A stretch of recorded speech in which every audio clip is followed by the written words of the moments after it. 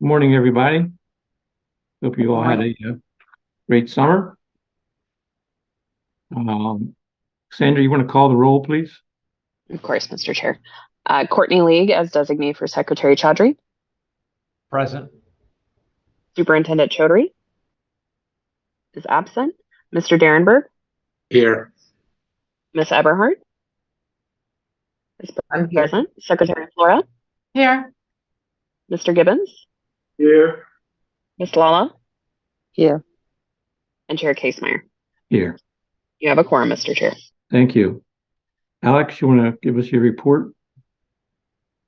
Yes, thank you, Mr. Chair. Good morning to all. Very good to see you this morning. I'll just do a brief executive director's report today. A couple of items. First is an update on our agency transition. It is continuing to agency independent status. And as I mentioned previously, there's a raft of processes from procurement to payables to payrolls that have to be shifted from the State Department of Education staff who've been handling much of these back office supports over to IAC staff. We're about halfway at this point through the transition process and hope to be essentially complete by December. I want to extend my thanks again for the consistent thorough support of Superintendent Chaudhry and his staff, who've been very generous in continuing to handle transactions for us past the July 1st Independence date in order to ensure a smooth transition. Their help has been invaluable. Second, on our office move to the Camden Yards warehouse, our fit out work has been delayed there by what might become perhaps a month or more due to difficulties with the contractor. However, with DGS and Stadium Authority support, we've been working that out to best move the work forward. We don't yet have a recovery schedule for that, but we're hoping that the work will be completed for a move-in date of mid-October. And I'll provide you another update at our next meeting about that status. Hopefully this delay will be short-lived. Finally, a quick update on my outreach to LEAs and counties. Last month, as in the previous months, I've been continuing my outreach to counties and school districts, which has been a top priority of the commission and of myself since my appointment last December. And since our last meeting, I've met with 2 county executives, a superintendent, and 2 more school district directors of facilities or construction, as well as visited 2 schools, one slated for renovation and another was newly constructed and open to students this month. It was a real pleasure to see all the happy faces there enjoying the new school. And we're partnering with all the districts on their preparation for the CIP submissions coming next month. Just yesterday, I also met with the leadership of the Maryland Association of Boards of Education to explore how we can better collaborate to support our school districts. Overall, I've really encountered open doors and more than just a willingness to partner in working towards portfolios of school facilities that are truly educationally sufficient and fiscally sustainable. And although we have some ways to go before we achieve that, I believe we've been hearing that there's basic agreement on the direction in which we're collectively heading. Next week, I'm looking forward to meeting with all of the superintendents of the Eastern Shore districts at their monthly meeting to hear about their needs, concerns, ideas, and opportunities for better coordination. And I'll continue to report back to you ongoingly on my outreach work. That concludes my executive director's report for today. Happy to stand for any questions. Is there a specific concern most of these superintendents or executives have about anything particular that we aren't doing or should do better? No specific concerns on the IAC's supporter activities specifically.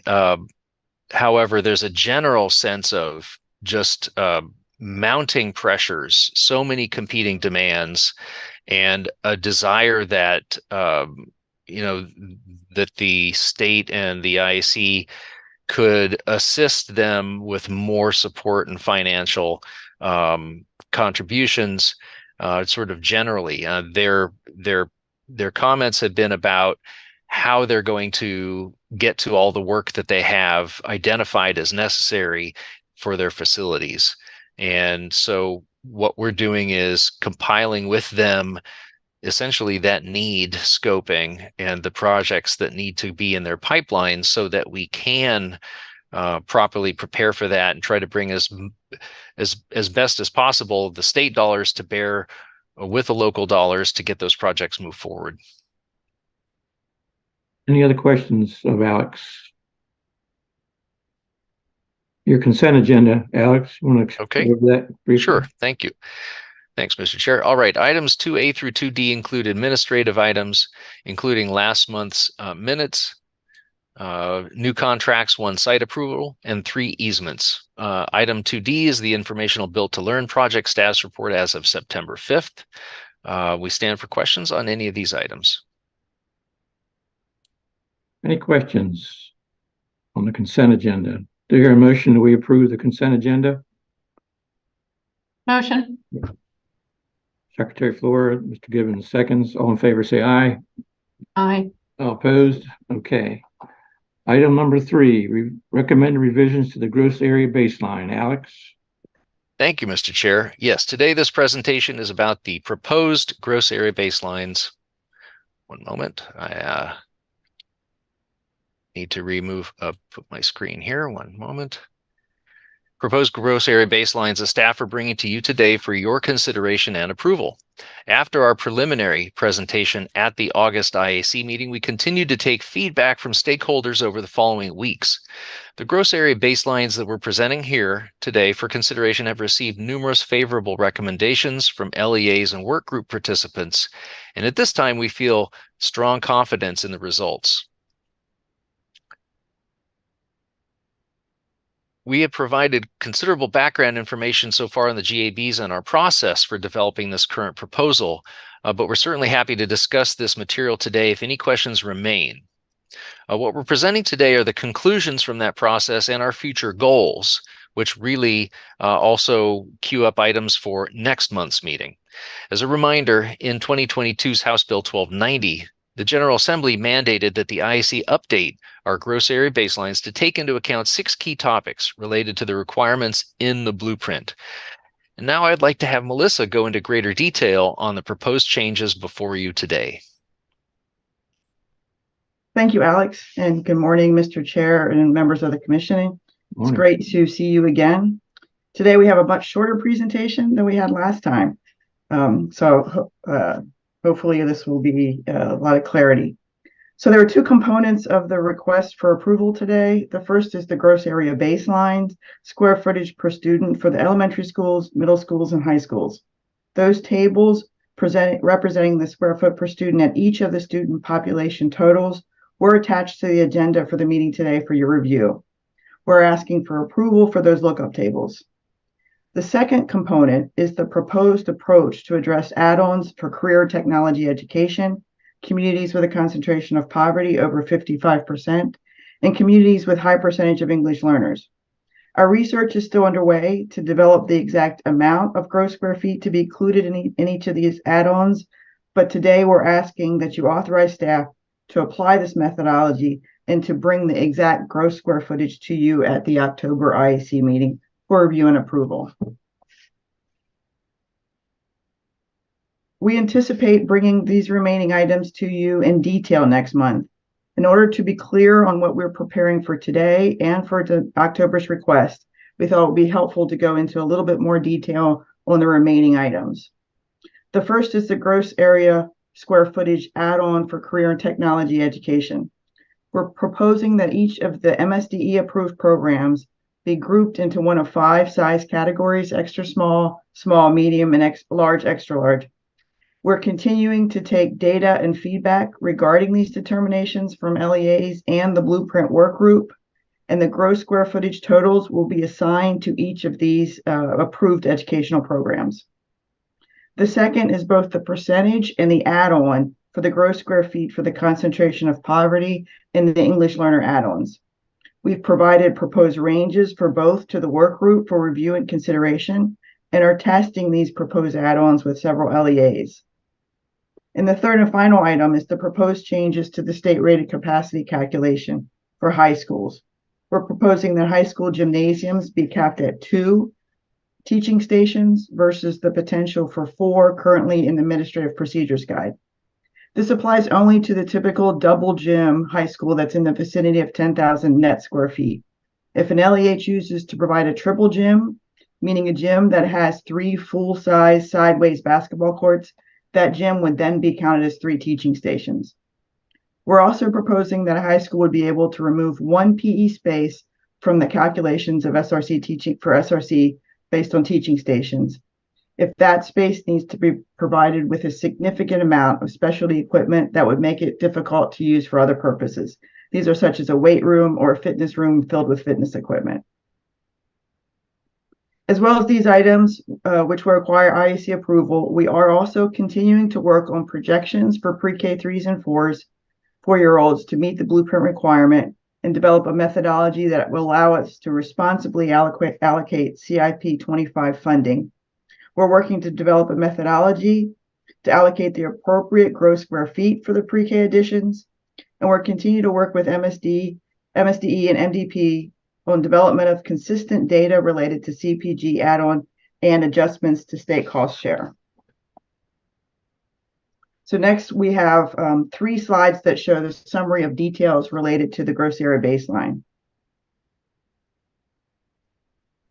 These also show some examples of what the total will result based on the new square foot per student.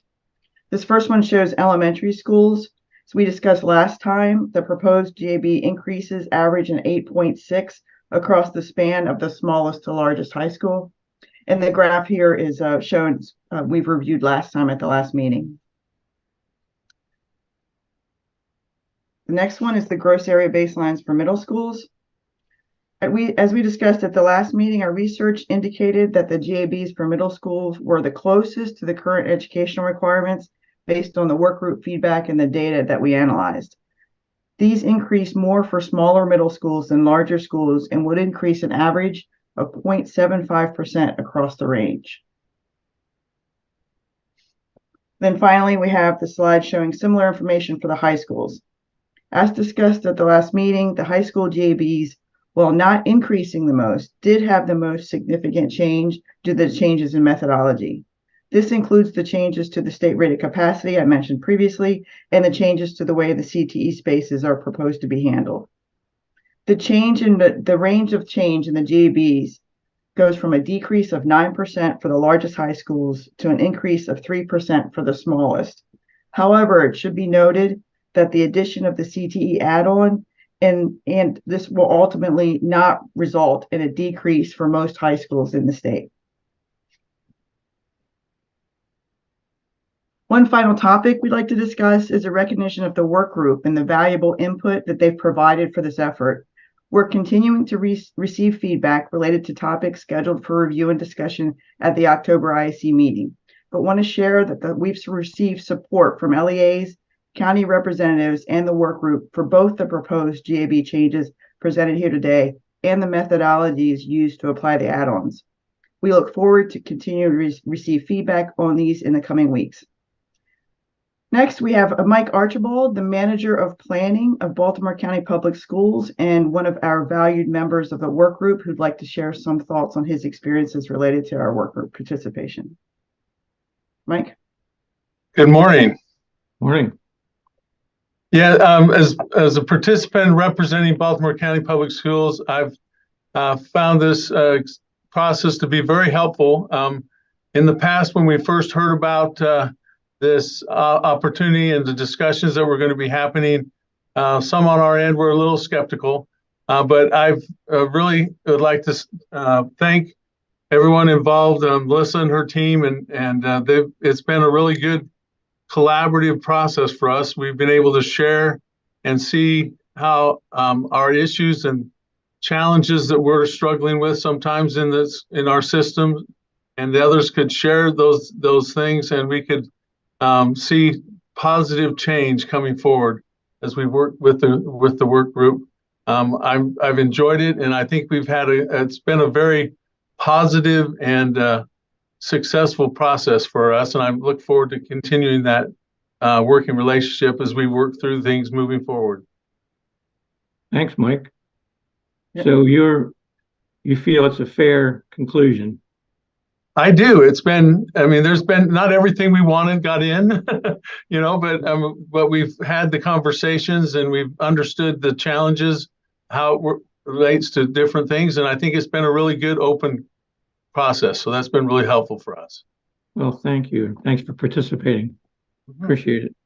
Thank you, Mike. Yeah, thank you. So on that point, I did want to share that we did hear from the work group participants that these updates are not enough and that they believe additional space may be required for elementary and middle school students. From a few of the participants, not all. In many cases, we believe that the add-ons will help address this need.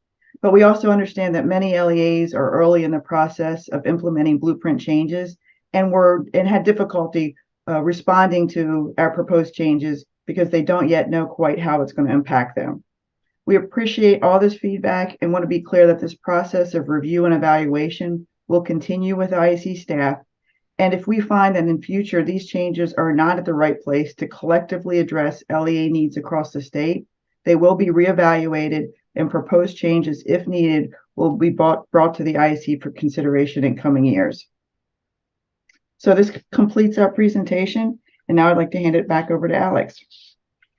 So Alex, was there a vote taken on this in your work group?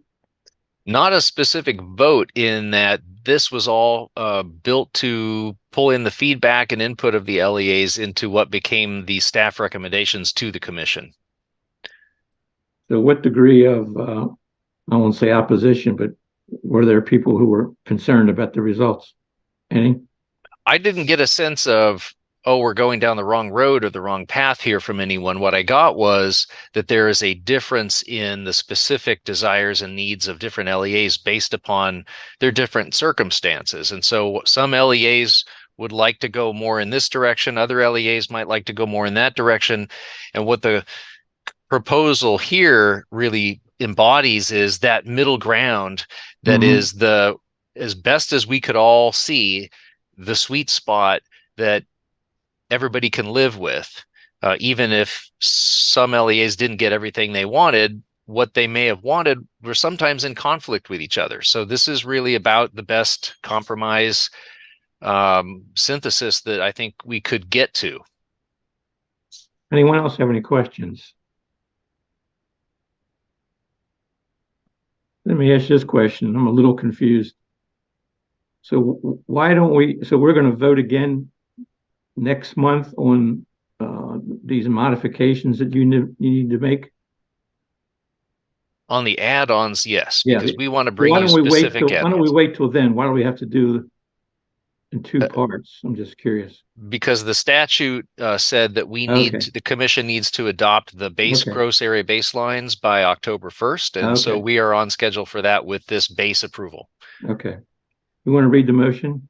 Yes, but first, if I may, Mr. Chair, I just want Yeah. to commend Melissa and the many IAC staff members. This was an all hands on deck, project this whole year. They contributed so much hard work to developing this set of very well thought out recommendations. And if adopted, these will result in a very meaningful update and refinement of the gross area baselines that were first put in place, 2019.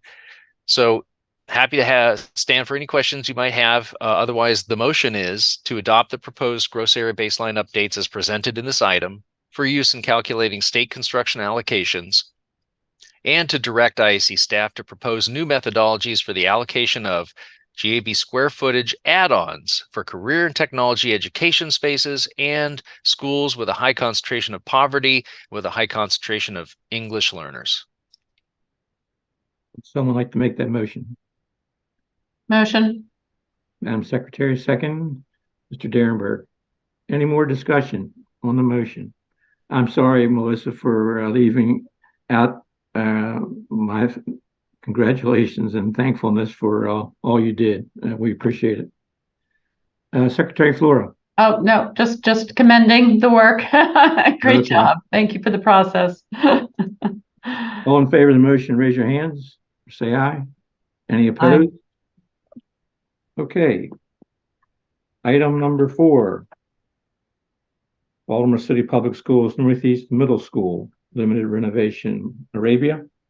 Yes, good morning, Mr. Chair, members of the Commission. Baltimore City Public Schools has submitted a request to rescind prior planning and funding approval and to amend the FY 2024 CIP to modify the scope of work for the Northeast Middle School project from a full renovation to a limited renovation, and also to transfer the approved funds associated with the full renovation to the reserve account. The full renovation includes replacement of the roof, windows and exterior doors, HVAC systems, fire alarm and sprinkler, elevator, as well as interior renovations to accommodate updated educational specification requirements throughout the school building. The modifications to Northeast Middle are necessary to prepare for the relocation of the Vanguard Middle School program from its current location at the Thurgood Marshall Building. I'm going to turn it over now to Melissa to provide additional information on the Northeast Middle School project. Melissa? Thanks, Arabia. Yeah, the Vanguard Collegiate Middle School had a student population last year of 350 students, and it's anticipated when seats are available in the newly renovated Northeast Middle School building, that population will relieve overcrowding in the other overutilized middle school programs in the region, and is projected to increase to above 500 students. The modifications to the building are planned to support this population and to improve the building's capacity to support the goals of the Baltimore City educational specification.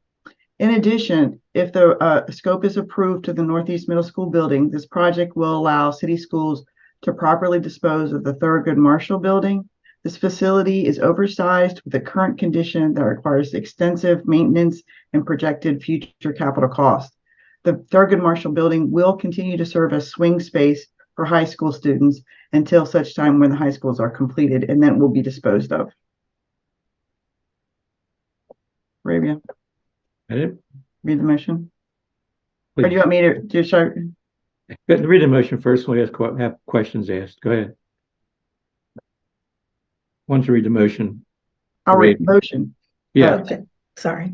To approve the rescission of the Northeast Middle School building number 049 capital improvement program renovation projects, which received planning approval in FY 2021 and funding in FY 2023.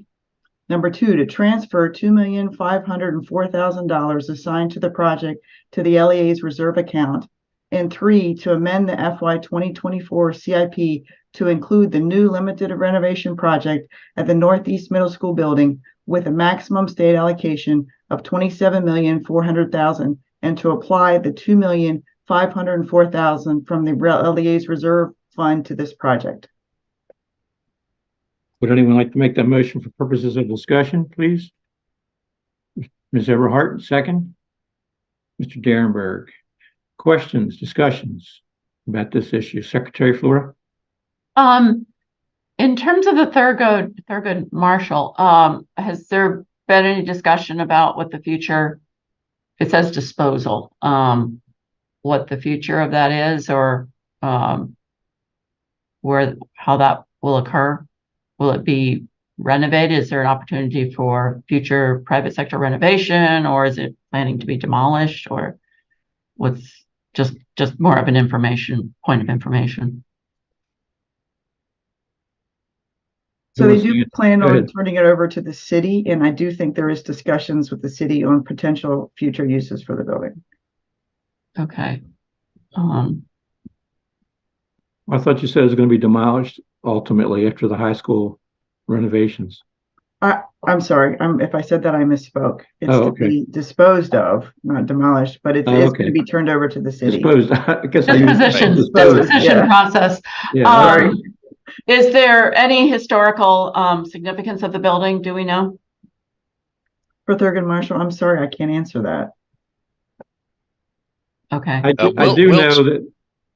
I was going to say, Mr. Chair and Secretary Flora, we'll certainly inquire and get you an answer on that. I'm not aware of any historical significance to that facility. We have not received any official statement of what the city might be interested in doing with that. So that's an ongoing conversation at the local level. You know, obviously that's something that would come to the IAC eventually once they have decided. But I will ask, for some more information for you on that. Madam Secretary, I do know from other sources that currently there is a project going on. I thought it was the school that Thurgood Marshall went to, but I mean to honor him, it's going to be a museum. But I'm not sure Okay. the exact location. Yeah, I mean, I don't know how much influence we have on that aspect of it, but it just sort of Yeah, kind of raised a flag for me in terms of sort of how do we see this process through. Obviously, the first concern is the students and ensuring that they're in a good, safe, healthy space. But in terms of how schools are such an important factor in community revitalization, I was just interested in sort of that bigger picture of how any influence that we may have in any of that. So Yeah, our LEA is very responsive and has indicated that there is no historic significance. okay. And the city is considering a rec center for that building. Oh, okay. Well, that's good to hear. Okay, great. Ms. Everhart, do you have a question? No, just a comment that I'm glad that this project is moving forward. It has been a need of Northeast Baltimore for almost a decade. So it's will be a wonderful addition to the charter school vanguard of what they're doing. Thank you. Okay. Item 5, fiscal year 2020. I think, Oh, Mr. Chair, we we, can vote. we do need to vote on that. Oh, we didn't motion. vote. I apologize. All in favor of the motion, raise your hands. All opposed? Thank you for that. Thank you. Item 5, fiscal year 2023, maintenance of Maryland's public school buildings annual report. Scott or Alex, who's going to do that? Go ahead, Scott. Thank you.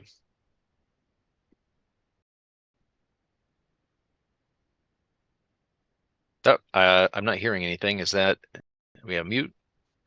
Sorry, it remuted me. Can everyone hear me now? Hey, yes. Excellent.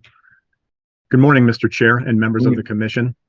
Today we present for your approval the IAC's annual report 23. Recording in progress. This report is the product of the hard work of our assessment and maintenance group.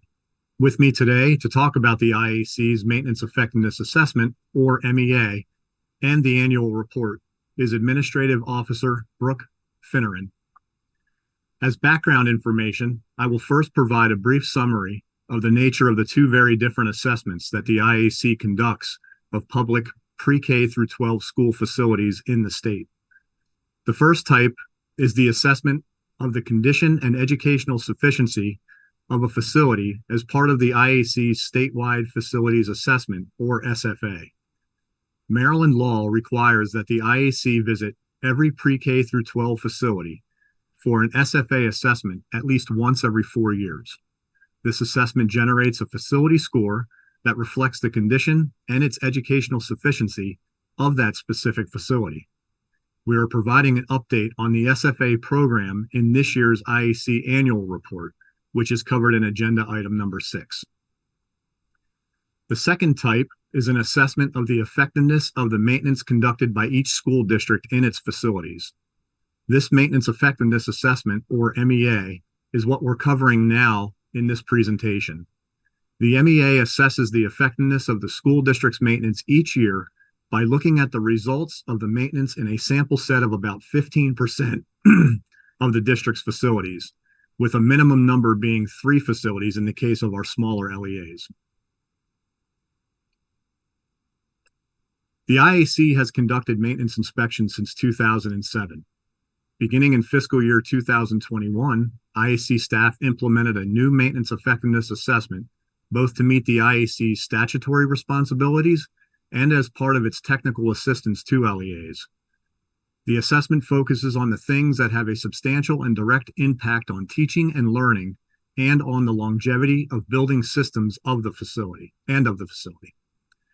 This includes maintenance management, which includes maintaining and following preventive maintenance, or PM, plans, as well as the use of a computerized maintenance management system, or CMMS. The outcome that serves as our benchmark level of maintenance effectiveness is that which, on average, is likely to support achieving the full expected lifespan from a given building system and from the facility. This level of maintenance earns an adequate rating. Adequate truly is, therefore, the minimum level of maintenance effectiveness that we want to see at every school and on every building system. In addition to rating the effectiveness of maintenance on each major area of the facility, the assessor can log the existence of any observed deficiency in a building system that poses an immediate or potential threat to the life, safety, or health of occupants of the facility, and to encourage LEAs to remediate those deficiencies as quickly as possible. Identified major or minor deficiencies apply a multiplier and result in a reduced score for the facility in the appropriate category. Examples of major deficiencies would be the presence of mold, broken playground equipment with sharp edges, exposed live electrical parts in student-occupied areas, or a non-functional HVAC system. Examples of minor deficiencies would be clogged drains that could result in water infiltrating the building, trip hazards from damaged walkways, stairs, or unprotected cables across walking paths, non-functional emergency eye wash stations, depleted battery backups in exits and emergency light fixtures, or missing or insufficiently secured ceiling tiles. This feature incentivizes the quick elimination of deficiencies that can harm occupants or cause a near-term loss of educational function. The LEA has 15 calendar days from receipt of the preliminary assessment to submit an action plan showing how it will address the deficiency. So long as the LEA submits satisfactory evidence within 45 calendar days that it has taken or is taking action to correct the deficiency, IAC staff can remove the deficiency note and adjust the score up accordingly. Correcting just a handful of deficiencies can, in some cases, shift a facility's overall score up an entire rating level. The assessment results in fiscal year 2023 are comparable only with those from the previous 2 fiscal years. As compared with results from fiscal year 2022, the average overall rating in fiscal year 2023 has a downward shift of about 2.56%, while 5 LEAs increase their average rating. Now, Brooke will talk about the assessment results described within the annual report. Thank you, Scott. Good morning, Mr. Chair and members of the Commission. Page 129 of the agenda shows that 172 assessments were conducted in FY 2023. 110 schools, approximately 64% of schools assessed in FY 2023, received a passing rating, with 106, or approximately 62% of schools, earning an adequate overall rating. This suggests that nearly 2/3 of assessed schools are being maintained adequately overall. However, 62 schools, approximately 36% of schools assessed in FY 2023, received either a not adequate or a poor overall rating, suggesting that the building systems or facilities will not achieve their full expected lifespans if the level of maintenance is not improved, which will likely lead to increased maintenance costs as the conditions of the building systems decline prematurely. The statewide average maintenance effectiveness rating by facility was 70.57%, which falls just barely within the adequate range under the IAC's rating system. 16 of 24, or 67% of LEAs, earned an average overall maintenance effectiveness rating of adequate or better. 8 LEAs earned a rating of not adequate. Page 134 of the agenda shows the statistics for passing versus failing ratings by category.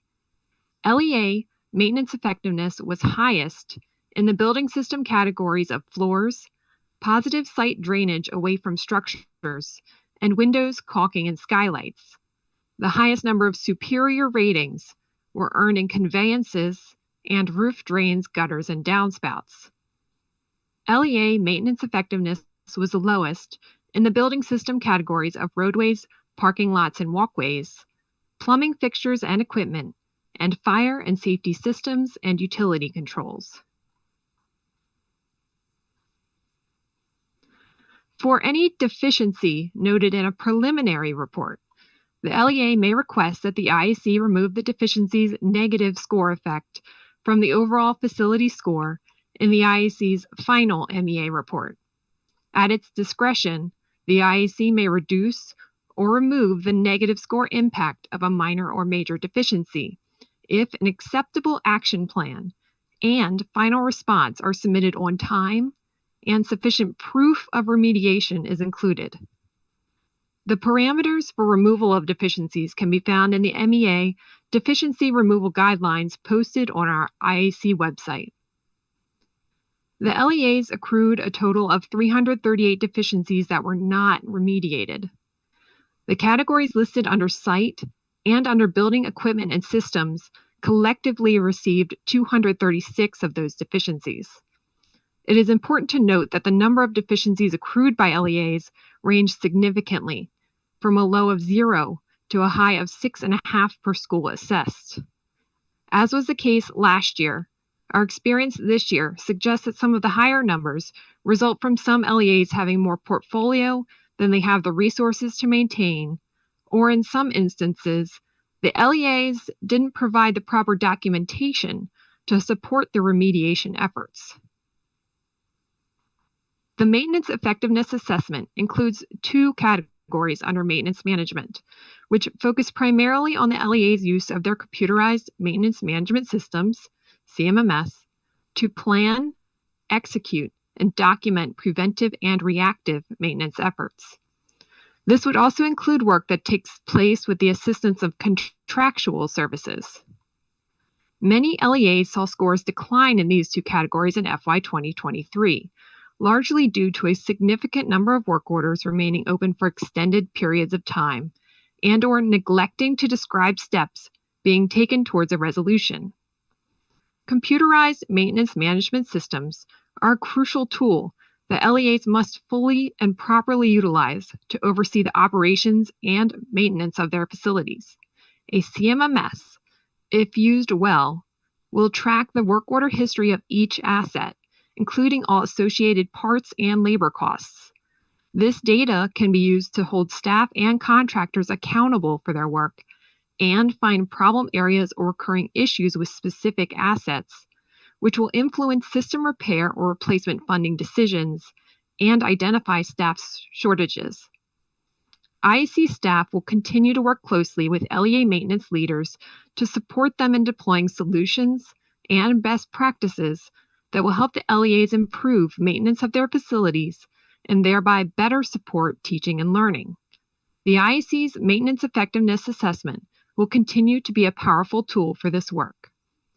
Mr. Chair, I am happy to stand now for questions, and if there are no questions, I could present the motion to approve the annual report. Thank you, Brooke and Scott. Questions? Courtney? Thank you, Mr. Chair. A quick question, I guess, for Scott and maybe Brooke. It's great to hear about the CMMS application. I think that's a great way to capture data. Is the idea for the IAC to have all LEAs on the same CMMS platform at some point, or are they currently on the same platform? Who wants to take that?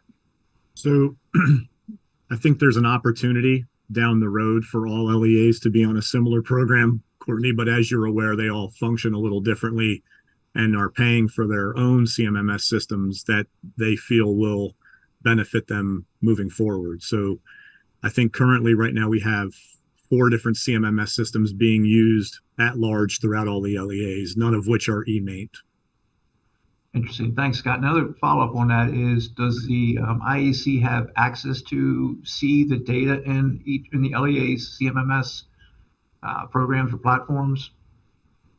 Great question. Not directly. However, it is a requirement that 5 to 10 days prior to an assessment taking place, the LEA upload to SharePoint or email us directly a year's worth of maintenance work orders, open, corrective, and preventive, along with preventive maintenance plans and essential inspection reports that are required throughout the course of the year.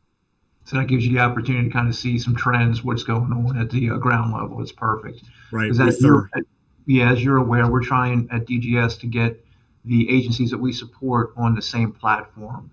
to create some consistency and kind of expand that at some point to get into a more proactive position as far as facilities that we support throughout the state. So it's great to hear that that's what the IAC is looking towards as well.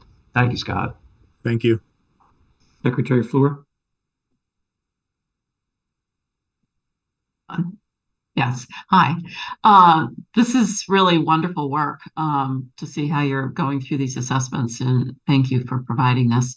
I'm looking at the site category, which has the most number of, from my read, deficiencies. And I'm curious about particularly the roadways, parking lots, and walkways. I mean, to have those all grouped together, is there any way to sort of break out, in terms of sort of walkability type issues, how much of that is related to, pedestrian connectivity? I assume it's just the site itself and not connectivity to the community.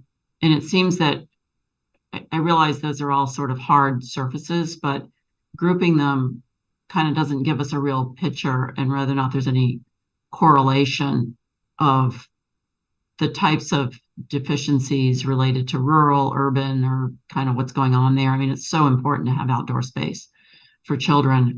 So that was an observation. I don't know if you can share anything on that. And then the other observation I'm curious about, in light of sort of the high heat issues that we're having in schools and lack of air conditioning in some, I see the HVAC category, again, I mean, what are the metrics? It says, including the filters and whatnot, but I'm curious about the metrics, both from a ventilation exchange level and then getting a sense of how many of our schools do have air conditioning, because we're going to be moving more and more into these types of conditions of high heat. And it's kind of a maintenance issue to just, I guess, I don't know if it's maintenance or if it goes under a capital side of things, but just to really understand that situation a little bit better. So those are just two observations. If you could maybe expand on a little bit. Thank you.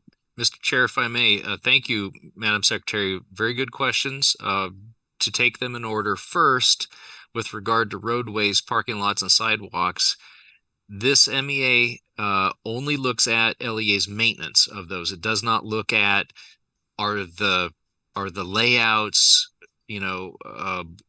functioning well or not? Is there good walkability? All of the issues of sort of design, layout, what's there, are really not kind of encompassed in this maintenance. This is really for what they have. How are the LEAs? How well are they maintaining them? Are they doing what's needed to keep them safe? And get the full expected lifespan out of those things. So it's really a bit more limited. I think it doesn't get to what you're sort of interested in, unfortunately. On the HVAC and heating, again, same basic answer kind of at the start. This is really for whatever they have. Are they maintaining it? How well are they maintaining it? What issues do we see? But the statewide facility assessment does look at what do they have, what don't they have in terms of HVAC systems. Are the systems in a condition to deliver what's needed for maintaining the learning environment or not? We do have data through the SFA on that, but that's a rather complicated topic. It's not very easy to summarize, but we certainly can share information on that from the SFA side. But we really try to keep those two separate so that we can effectively support the LEAs in their maintenance work. And that's the purpose of this annual report, is really to highlight, what needs more focus or resources.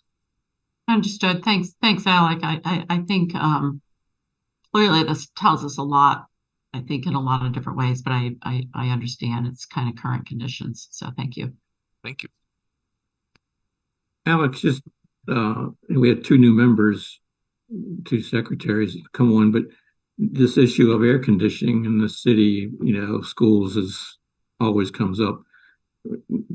roughly, can you tell us what the situation is in terms of all the work we've done with air conditioning, all the schools, where we are now, in an approximation, if you don't have the exact numbers? Yes, in summary, and this is really pulling from the data we presented in an IAC meeting earlier this year, just a few months ago. We do annually survey which schools have classrooms that do not have air conditioning, and the number is really down pretty low. It's around 100 classrooms statewide, from my memory, if my memory serves right now. And we can certainly provide an update. We will have additional information that's going into a package that we can share at the next meeting if you would desire that. But really, it's massive progress since just a few years ago when there were hundreds of classrooms without air conditioning. I think a lot of these news reports about a school being closed because of air conditioning isn't that they don't have air conditioning, but the air conditioning system needs maintenance. For the most part, yes, that's right. That's right. There were a number of schools just recently on the list that do have air conditioning, but just wasn't functioning at that time. Yeah. Other questions about this report? Would someone like to read the motion? Yes. The motion is to approve the final draft of the FY 2023 report, Maintenance of Maryland's Public School Buildings, dated October 1st, 2023, pending non-substantive edits by staff. Your motion? Support this, Mr. Derenberg. Second, Courtney. Any more questions about this report? Okay, all in favor, raise your hands and say aye. All opposed? Thank you. Okay, item number 6. The IAC fiscal year 2020-23 annual report, which I must say to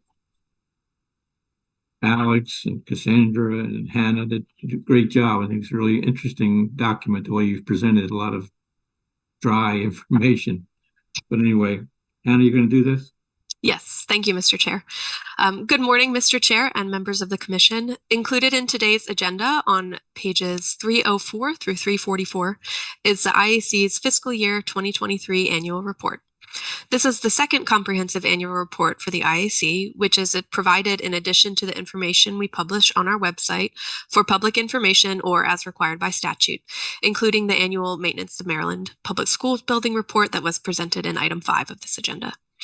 Per the report's introduction, highlighted in this report are new and traditional activities of the IAC, from the continuation of our 2 types of assessments to the 52nd year of capital funding for school construction and renovation since the start of the state's investment in facilities through the IAC in 1971.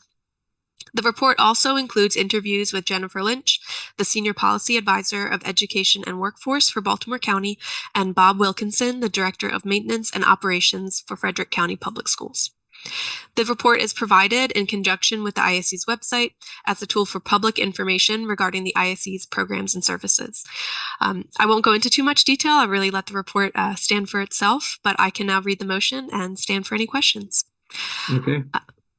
The motion is to approve the final draft of the comprehensive IAC fiscal year 2023 annual report, pending non-substantive edits by staff. Someone like to make that motion, please? Ms. Eberhardt, seconded by Senator Law and Mr. Derenberg. I hope you've all had a chance to look at this. I think it's really an interesting document. And as I said, I thought that you all did a great job. Any questions about the annual report? All right. All in favor of approving the draft, say aye. Aye. Or raise your hand. All opposed? Thank you. Okay. One more announcement. I'm sorry, Secretary Flora. I just really do want to commend the staff on this. The report is really, really well designed and formatted, easy to read. I assume this will be available on the website or somewhere. How does that become available to the public? Yes, we'll be posting it on the website hopefully later today. Perfect. Thank you. Nice job. Thank you very much. Ms. Eberhardt, you had something you want to announce? Yes, I just wanted to update the commission on the subcommittee evaluation and our progress and what our goals are. That we plan to have a draft of the Evaluation of the executive director. right. Okay. As we talked about several months ago to you by for the October meeting, but we'll have a draft of it to you by the end of October, prior to the meeting in October. And what we would like to do is to have the approval at the October meeting.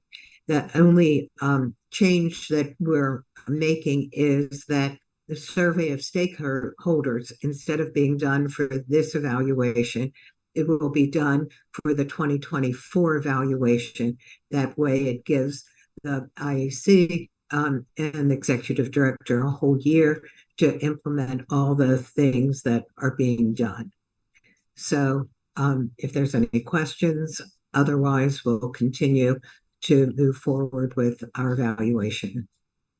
We may ask two members to help us with this evaluation. If anybody's interested in serving in that capacity, just call Linda or myself. Okay, anything else anybody wants to say? Do you hear a motion that we adjourn? Mr. Gibbons, second by Secretary Flora. All in favor, say aye. Aye. Good to see you all.